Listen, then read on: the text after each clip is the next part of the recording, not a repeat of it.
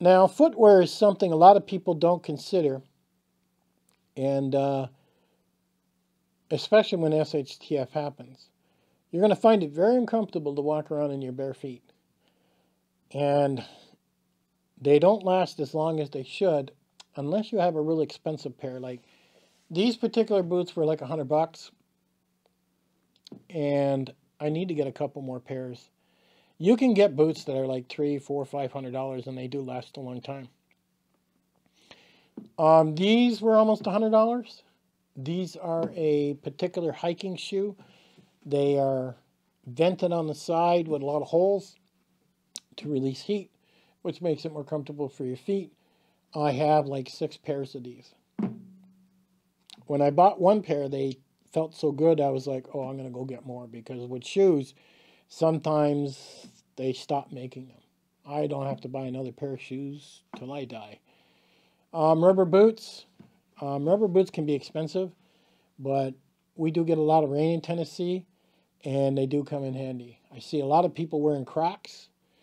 Nothing wrong with that. There's nothing wrong with having a couple pairs of those. Crocs last a long time, but this is just kind of an assortment. When I went hiking back into this one area in videos I made, there was a lot of rock, and these is what I was wearing.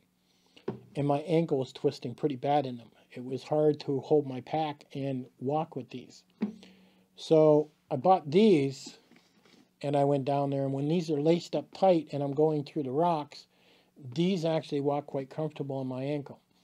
You don't want to sprain an ankle if you happen to be trying to get home or bug out or whatever the situation. So kind of consider that.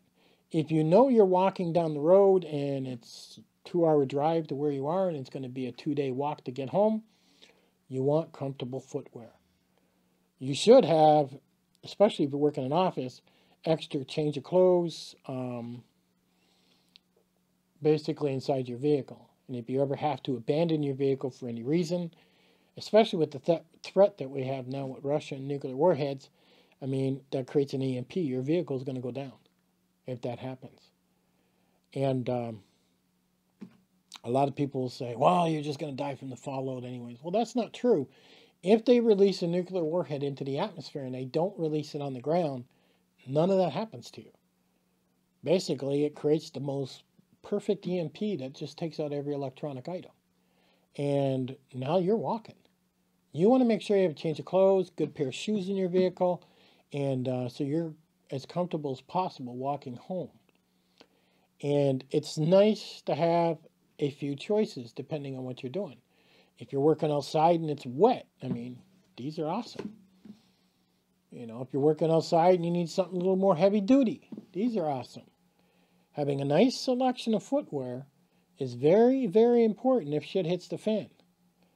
Now, one thing to consider, shoes and boots, this stuff's cheap actually. You can go to Walmart and get them for $20, $30. I mean, that's amazing how cheap they are. And they're not going to last this long. You might get 3 months out of them. So consider that if you were wearing them all the time. One of the biggest thing an Appalachian Trail hiker is looking at all the time is how long their shoes will last, their hiking shoes.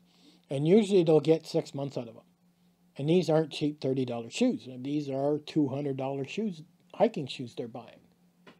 And all they're getting is 6 months out of them because they're walking in them 8 to 12 hours a day.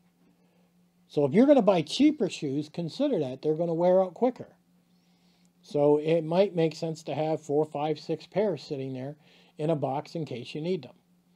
And that is very, very important.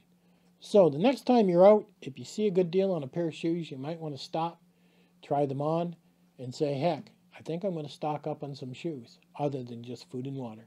Catch you guys on the next one.